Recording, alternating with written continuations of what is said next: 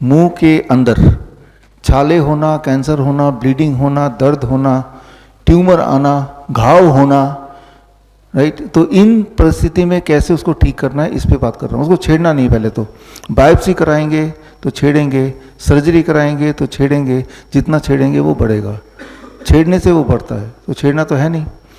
यूँ मानिए, एग्जाम्पल दे रहा हूँ, घाव है अंदर एक, उससे दर्द करता है, ब्लीडिंग होती है, तो घाव होगा, वो घाव होने का कारण इन्फेक्शन होगा, बैक्टीरिया जमे होंगे, वो घाव को ठीक नहीं होने दे रही है, तो ठीक कैसे करना है। उदाहरण के तौर पे मान लो आपके हाथ में कहीं कट जाता है एक्सीडेंटली, खून निकलता है, आप क्या करते हैं, उसमें कोई डेटॉल वगैरह लगा देते हैं, जलता है वो, है ना, तो आपको लगता है कि आप ठीक हो रहे हैं।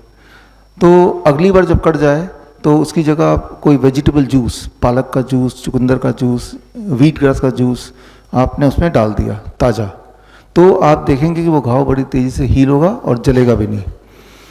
क्योंकि जो वेजिटेबल्स होते हैं उनके अंदर ऐसे पदार्थ होते हैं जो कच्चा होता है, जो आपकी हीलिंग को बड़ी तेज़ी से बढ़ाता है।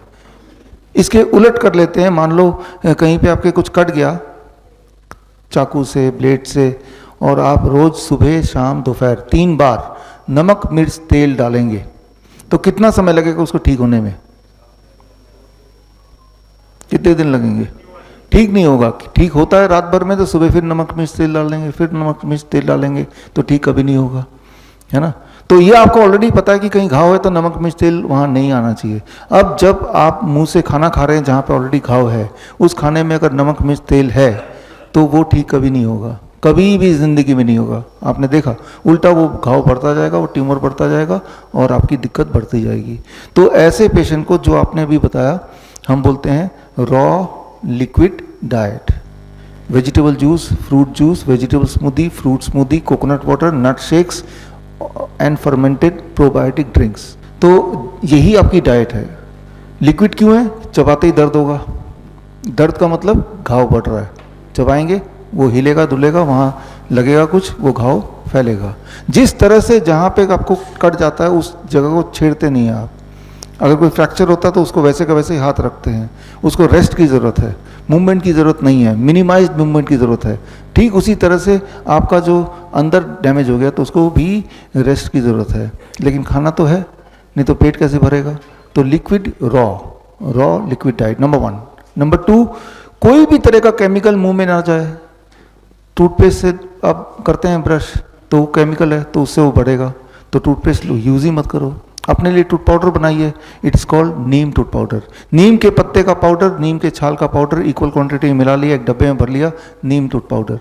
उसी से सुबह और रात को एक बार उसी से आप क्लीन कर लीजिए, ब्रश से, उंगली से, कैसे भी करके, है ना। तो नीम में वो गुण होता है कि आपके कहीं भी मुंह के अंदर घाव है तो वहाँ फंगस है या बैक्टीरिया है या वायरस है या तीनों चीज़ें एक साथ हैं, तो नीम इन तीनों को मार डालता, ख़त्म कर देता है।